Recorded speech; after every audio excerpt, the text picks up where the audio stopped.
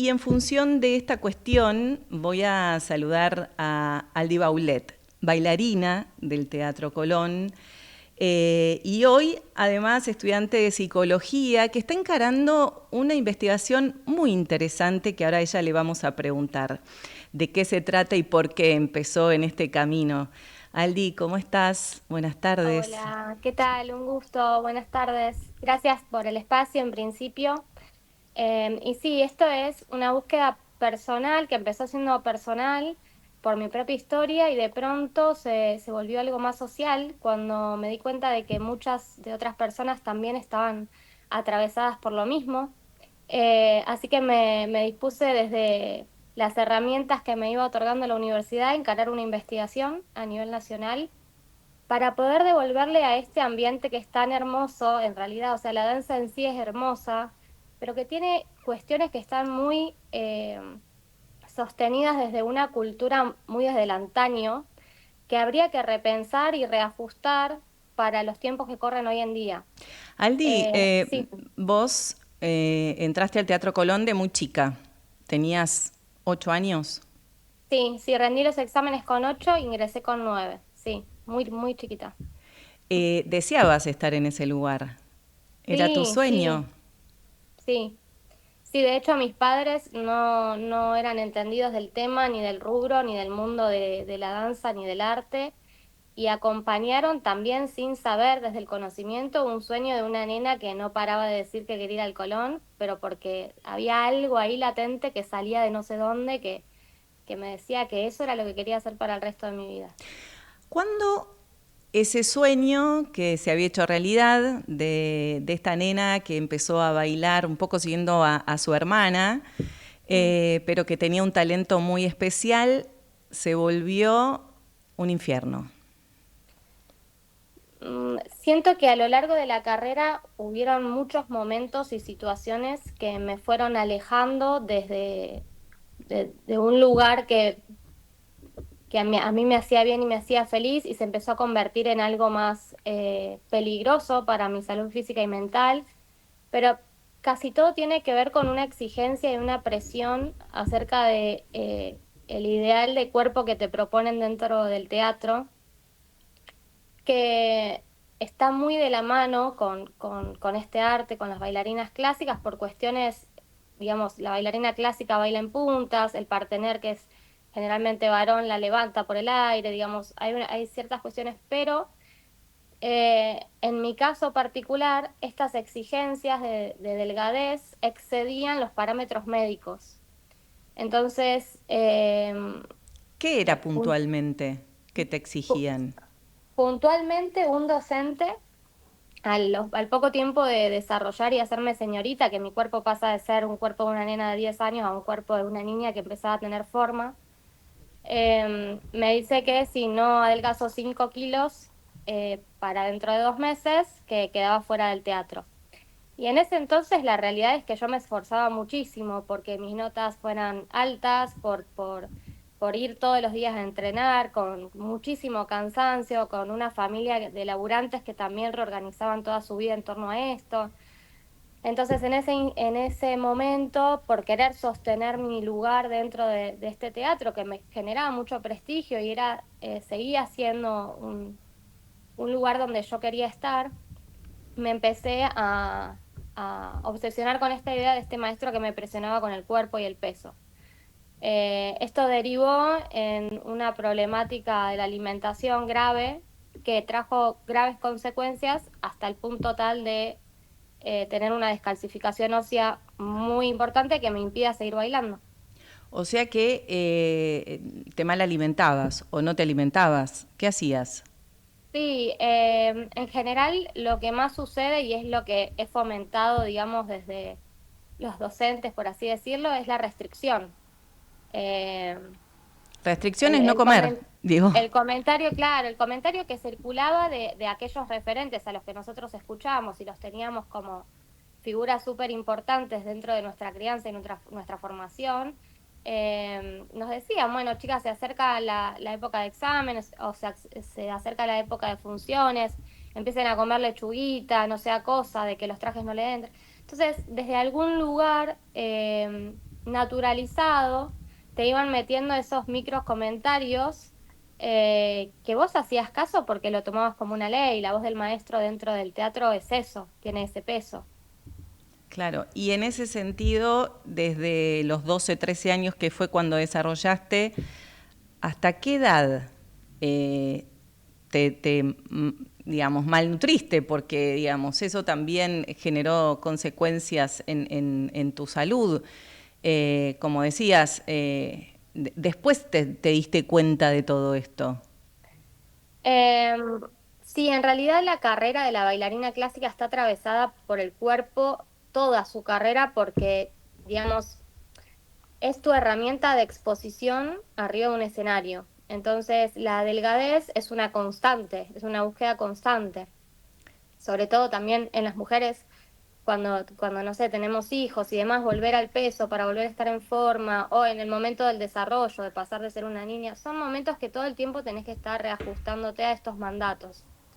En mi caso, desde este punto de las restricciones, empezó, sí, antes de los 15 años y se sostuvo mucho en el tiempo, porque por momentos, digamos, al no tener ningún tipo de contención psicológica ni información de un nutricionista que nos guíe en cómo alimentarnos, aparecían las restricciones, pero luego el cuerpo no te daba, o sea, a mí no me daba para sostener entrenamientos de 8 horas diarias ingiriendo tan poca comida. ¿Qué comías? No, y había días que, no sé, me comía un yogur y una manzana, por Eso en ejemplo, todo el día y en todo entrenando el ocho día. horas. Y Sí, aparte en un momento de pleno crecimiento. sí, no, por eso te digo, cuando vos no tenés una nutrición adecuada en una etapa de crecimiento tan importante, hay secuelas. Por eso es la gravedad de todo esto que estoy intentando visibilizar. Digamos, no va más allá de, de, de algo, de un enojo o de una frustración. Digo, hay niñas que están por debajo del peso que o no van a llegar a realmente estar arriba de un escenario porque en el medio, al no tener las herramientas para sostenerlo, como vos decías, a largo plazo, desde un lugar saludable, no van a llegar, no llegan. Son ¿Te, muchísimos los casos. te pasó eso de tener compañeras, amigas que quedaron en el camino? Sí, pero muchísimas. De hecho, las fui encontrando cuando empezó esto de la investigación porque de muchas no me acordaba o no habíamos seguido en contacto y me fueron contactando a partir de todo esto. Y es increíble cómo todas apuntamos a lo mismo, ¿no? Como esta idea de qué lástima de haber escuchado esas voces que nos alejaron de nuestra pasión con estas exigencias que iban más allá de la salud física y mental y que terminamos, o en mi caso, bueno, yo terminé con una ruptura bilateral del labrum y me tengo que hacer una osteotomía periacetabular. ¿Qué es? Contanos un poco de estos nombres raros de la medicina para ponerlo en palabras fáciles. Bueno, entre el fémur, que es el hueso largo de la parte de arriba de la pierna, y la cadera, en el medio hay como un cartílago que sirve de amortiguación para que no choque hueso con hueso. Si me está escuchando un médico clínico y me estoy equivocando, pido disculpas.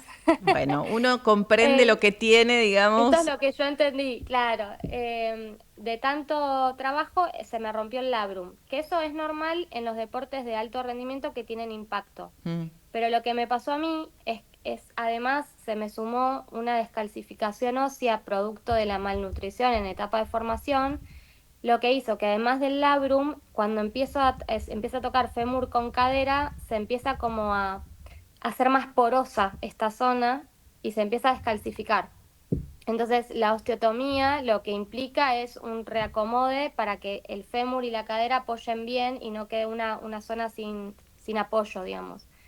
Eso es una de las cosas que tengo. Después Y no tengo meniscos. eso se dio también por el tema de la malnutrición. Digo, ¿eso también fue consecuencia Son de muchos todo esto? factores, son varios factores. Por un lado, puede haber una predisposición genética, que en mi caso no hay igual antecedentes de este tipo. Mm. Por otro lado, es el alto rendimiento en un deporte de impacto. Y por otro lado, la malnutrición en etapa de formación. Digamos, son Claro. varios los factores que pueden influir en estas cuestiones. ¿Y qué pasó? digamos, en lo emocional, porque esto vos me estás hablando de todo lo médico, pero pasaban Sí. cosas, ¿no? Digo, en lo emocional, en lo psicológico, que también te atravesaron con todo este tema.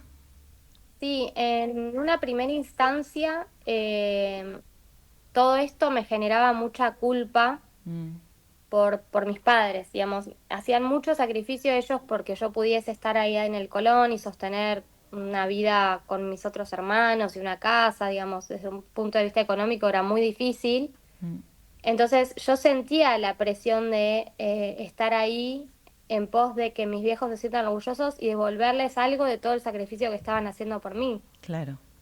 Esa es una idea que está como muy instaurada, de hecho es algo que me gustaría después indagar un poco más, porque es un patrón también a repetición, el hecho de no dejar por el miedo de perder o el prestigio o este lugar de reconocimiento en la familia, ¿no? Por Claro. culpa o por miedo. Eso me pasó en una primera instancia, que de hecho llegué, yo no me podía ver al espejo, o sea, desde lo mental tenía una imagen distorsionada de mi cuerpo, eh, tenía momentos de mucha angustia, que me sentía que no iba a poder y al mismo tiempo no podía ponerlo en palabras con mi grupo y con mi entorno. ¿Eso no se hablaba entre ustedes, con tus compañeras, amigas? Digo, eso no lo podías hablar. No, sí, pero estaba como más normalizado el discurso, digamos, estábamos todas, eh, no quiero decir enfermas por lo mismo, pero entre nosotras nos aconsejábamos cómo hacer para adelgazar a ese nivel. Nos dábamos consejos o tips que Entre alguna había nenas, escuchado. entre Sí, adolescentes, digo, que tampoco sí. sabían mucho de qué se trataba la cosa. No, claro, además vos pensás que mi círculo de pertenencia, que era ese del teatro, porque yo el colegio lo rendía libre intermitentemente, pues me llamaban para trabajar en el ballet estable. Mi propio círculo, por ahí yo les decía, ay, no, tengo miedo que no me llamen para tal función. Y venía una de mis mejores amigas y me decía, ahí sí, amiga, yo te diría que empieces a hacer ayuno, porque... Y teníamos 14 años, 15 años. Em, yo creo que está muy naturalizado todavía dentro de ese ámbito esto de que para estar y pertenecer tenés que sí o sí atravesar estas cuestiones. Entonces, desde mi lugar intento esto, ¿no? Como, bueno, esperen un poco, o sea, esto no es sano, esto trae consecuencias, esto no está bueno. Aldi, ¿sabes qué? Siento que sos muy valiente porque, bueno, más allá de que ahora estás, digamos, en otro camino, en otra, y con esta batalla, esto que estás haciendo, el animarse a decir todo eso no es fácil, porque vos fuiste formada en un lugar con un estricto régimen, con estricta exigencia, y a veces es difícil, ¿no? Ver todo Mm. eso. ¿Cuándo empezaste a Sí. verlo? ¿Y cuándo te animaste? ¿Y cómo? Porque también es esto, ¿no? A veces patear el tablero de esta manera no es fácil, uno hay que animarse. Sí, yo creo que primero para empezar a desestructurarme, porque a mí me costaba mucho la vida social también, porque era tan estricta en cuanto a todo, que exigía al resto la misma perfección que a mí me exigían de algún modo, porque era lo que había aprendido. Claro. Y realmente cuando fui mamá, Mm. mi cabeza de algún modo cambió por completo. O sea, ahí entendí que ay, perdón, ¿no? Te Hablo de mis hijas y emocionaste. sí. Es que es Eh, eh, inevitable no emocionarse, ¿no? Porque ahí uno ve la vida desde otra perspectiva. sí, sí, sí. Sí, aparte, entender que lo importante pasa por otro lado, que el cuerpo debería ser un templo y no un lugar de exigencias y de que hay que cuidarse mucho, y enseñarles a cuidarse a mis hijas y tener las herramientas para poder guiarlas y que no tengan que atravesar lo que atravesé yo. Ellas siempre fueron mi motor, las dos. Eh, Creo que a partir desde ese lugar, desde mi cambio de rol, el rol protagónico más importante que gané en la vida fue el de mamá y es eso, es verlas y darles la seguridad y las herramientas, las que puedan, ¿no? Porque seguramente ellas van a después necesitar hacer sus procesos y su vida anda a saber por dónde va a ir, pero para mí ese fue un punto clave, un punto de inflexión en donde me replanteé todo. Aldi, ¿qué Sí. le dirías a una de tus hijas si te dice, como le dijiste vos a tu mamá, quiero entrar al Colón? Mm, de algún modo las estoy educando para que comprendan que está bien, está muy bien esforzarse cuando a uno le apasiona algo, pero que no necesariamente es ahora, que puede esperar y que puede disfrutar la vida y que la niñez es un momento y una etapa única y irrepetible y quiero preservar ese espacio lejos de las exigencias infrahumanas que los alejan de poder transitar esa etapa de la vida que es tan linda. De hecho, mi hija Pina y Luz, las dos, tienen muchísimas condiciones y yo no las veo las condiciones, Qué difícil, pero ¿no? no. Después de hablar de todo esto, pensar que alguna de tus hijas puede ser una primera Sí, bailarina del Colón, digo. no creo, pero porque yo las estoy educando desde un lugar muy eh, humilde y sin transferir mis sueños o mis cuestiones, en donde ellas puedan elegir y puedan transitar la vida desde otro lugar, con sencillez, con humildad, con calma. Es que vos pospusiste muchas cosas de tu vida. Mm, Tu infancia se terminó cuando entraste al Colón, tu adolescencia estuvo dedicada a la danza y a ser parte, ¿no? A formar parte de este cuerpo de baile que tanto anhelabas, que tanto deseabas, mm. pero un montón de cosas no pudiste vivir. Sí, sí, no, yo no tuve en mi infancia, no tuve, no sé, reuniones con amigos después del colegio, no tuve salidas al cine con mis compañeros del colegio, no tuve viajes de egresados, no tuve las fiestas de 15 del colegio, no tuve mis cumpleaños porque estaba entrenando, no, digamos, cambia absolutamente todo cuando se vuelve elitista o profesional una carrera, sobre todo cuando arrancás siendo tan pequeño. Entonces, sí, es muy sacrificado. No digo que no lo tengan que hacer quienes quieran hacerlo, no soy quien para decir hagan o no hagan, pero sí saber que no es un juego, que acarrea muchas exigencias, mucha disciplina, que hay que estar atentos, que hay que tener un acompañamiento debido, que las familias tienen que estar dispuestas a darlo todo, porque mis viejos lo daban todo, y que también es muy importante algo que me gustaría facilitar, que, digamos, los padres cuando los niños entran en estos lugares se sienten muy orgullosos de Mm. esto. Y hay que estar alertas y atentos, porque los niños, y en mi caso me sucedió, los veía ellos tan contentos de que yo esté en ese lugar, que no me animaba a desilusionarlos y decirles, no, no puedo más. Eh, ¿En algún momento entonces, quisiste decírselos? sí, ya al final de la carrera no aguantaba más. ¿Cuándo fue eso? Em, los últimos, desde que este maestro me hizo este comentario en adelante, cada vez era más pesada la carrera, más pesada y más tediosa y más. Llegué al final porque siempre, me acuerdo que una maestra me dijo, Aldana, si te propones llegar a la luna lo vas a lograr. Siempre que me puse un objetivo, viste, iba como un caballito ahí atrás del objetivo.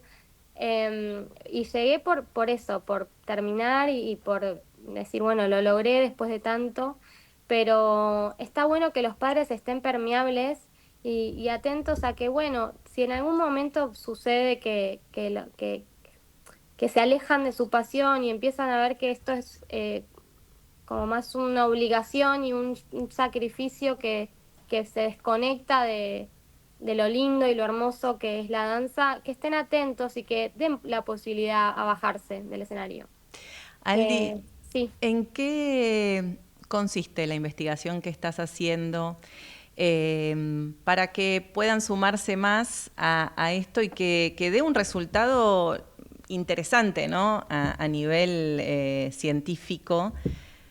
Porque estas herramientas y estos datos sirven a otros, ¿no? Que es un poco tu objetivo. Sí, sí, sí, en realidad es respaldar todo esto que estoy diciendo En desde el números, lado científico, claro. con una prueba empírica que abarque todo el país. La temática en sí es autoestima, malestar psicológico y riesgo de padecer trastornos de la conducta alimentaria en bailarines clásicos argentinos. Si quieren participar, tienen que ser mayores de 18 años, argentinos, y haber bailado profesional o amateur, no hace falta que sean solo profesionales, danza clásica, para identificar estos patrones, ¿no? A ver si podemos entender que hay formas que quedaron muy retrógradas y que estaría bueno replantearse para que sea un ambiente más amable. ¿Hay cambios hacia adentro? ¿O sigue todo igual como cuando vos estabas en teatro? Mira, en realidad desde la investigación me empezaron a llegar muchos relatos y hay mucha gente agradecida porque han vivido situaciones traumáticas dentro de la danza y han resignificado esas historias y hoy están enseñando desde otro lugar. Claro. Hay lugares que están apostando a esto, a una mirada de la formación más humana, más sensible, más amable, más inclusiva. Y sabes que eso, lo pienso en el caso personal tuyo, digamos, o puntual de lo que es la danza clásica, con todas las exigencias de de lo que supone esta disciplina, pero que también se extiende a otras, ¿no? Mm. Instancias de la vida, de la educación. Digo, más allá de que en algunos aspectos la educación ha cambiado, pero hay todavía algunos lugares, ¿no? Donde estas exigencias siguen presentes. Sí, a nivel mundial, en realidad, la danza sigue asociando que el cuerpo de la bailarina debe ser de determinada manera y aportan y sostienen que la cultura de la delgadez prevalezca dentro del teatro. El tema es que en todos estos lugares de prestigio, estaría genial que pongan equipos interdisciplinarios para que hayan herramientas de sostén. Porque los niños en etapas de formación no tienen, o sea, la voz del maestro para un niño es todo, como lo es la voz de los padres o de los cuidadores. Claro. Entonces, el círculo primario, que es la casa, que es ese lugar de contención, y los secundarios, que son la escuela o estos lugares de formación, deberían de ajustarse a estos criterios en donde se preserve la integridad, ¿no? Que sea como a partir de ahí desde donde se construya una educación basada en el cuidado del otro. Totalmente. Qué Mm. importante lo que decís. Porque hay que aprender de eso, ¿no? Cuidar a los niños y niñas, Mm. sobre todo los que están tan enfocados, ¿no? Tan enfocados en esto de tener un sueño, como es ser bailarina o bailarín y llegar a la primera, como dirían quienes juegan al fútbol, porque realmente ese es el Teatro Colón, con el prestigio a nivel nacional, pero también internacional, porque muchos de quienes pasan por ahí son figuras en el mundo, en los principales teatros, en las principales compañías, pero hacia adentro poco se hace justamente, ¿no? Para que ese desarrollo sea lo más sano posible. Y la verdad es que, nada, te quería tener aquí en este sábado para poder hablar, ¿no? De estos temas que tampoco se hablan ni se han hablado, pero me pareció tu voz tan valiente que me parece muy importante que todos la escuchen, sobre todo además que puedan colaborar en esta investigación tan necesaria. Muchísimas gracias. Aldi, te mando un abrazo enorme, que tengas un lindo sábado. ¿Y hasta cuándo tienen tiempo para sumarse a la investigación? Porque creo que Has- la Hasta el cerrás. miércoles, sí, Hasta el se cierra el miércoles. miércoles, Ahí sí. está. Así que todos los bailarines, bailarinas de nuestro país pueden sumarse. @Aldi Baulet, ahí van a encontrar la manera de comunicarse con ella y también de sumarse a esta investigación. Aldi, gracias. Y Muchísimas insisto, sos gracias, muy Ana, muchísimas valiente. gracias. Hasta Un beso luego. enorme.